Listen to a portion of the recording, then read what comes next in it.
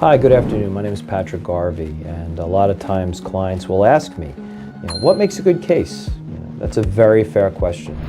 There are a lot of components that go into even considering an answer for that question.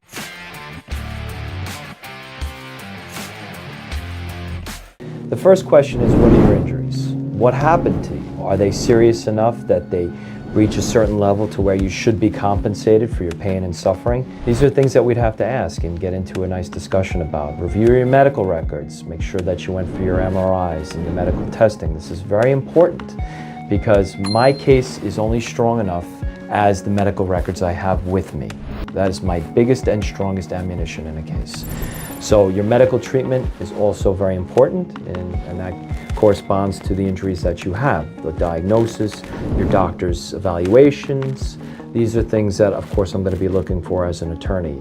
And that allows me to give you an assessment as to what I think about the outcome of the case and what you might be entitled to. Another area that, has to be looked at is how are these injuries related to the accident that you got into? What happened in the accident? Where were you going? What were you doing? The impacts, if it's a car accident, or the severity of the slip or trip and fall, or if you're at an accident, a construction site, and something happens there. I have to know what exactly happened to you. What areas did you harm? How did you land? How did you fall? What part of your body contacted what part of the inside of a vehicle? These are questions that also have to be addressed and answered, because we have to be able to connect the dots between the actual injuries themselves and what caused them. Did your body come into contact with something? Whose fault was the accident? Is it 100% the fault of the other party?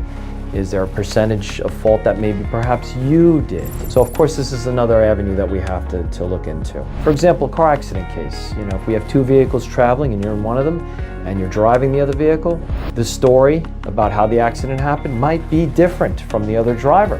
Not to say that you're fabricating what happened, but there's always two sides to every story. And it's important that we also do the investigation into that too. So this is another avenue that it's very important that we evaluate before we can figure out what the best options are for you with your case.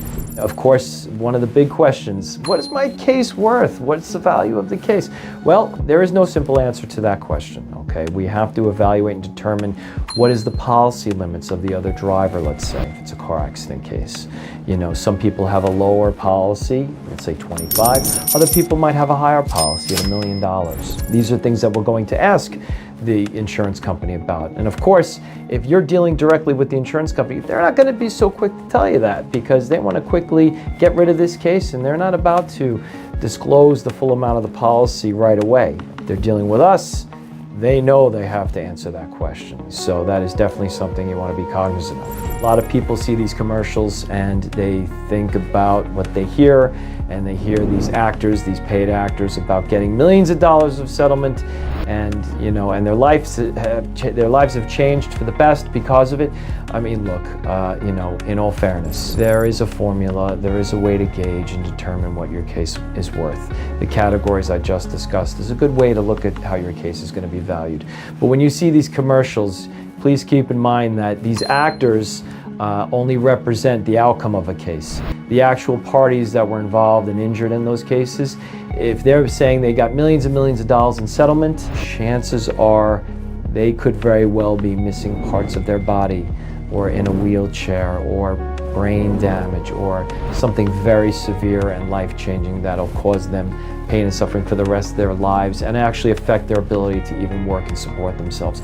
So before you hear these numbers and think that you're automatically going to be entitled to that, that may not be the case. But I'm here to tell you the facts, and I make sure that my clients are fully aware of the situation they're in, whether it be good or bad or somewhere in between. And that's my assessment and my discussion about what makes a case and what is the value of a case.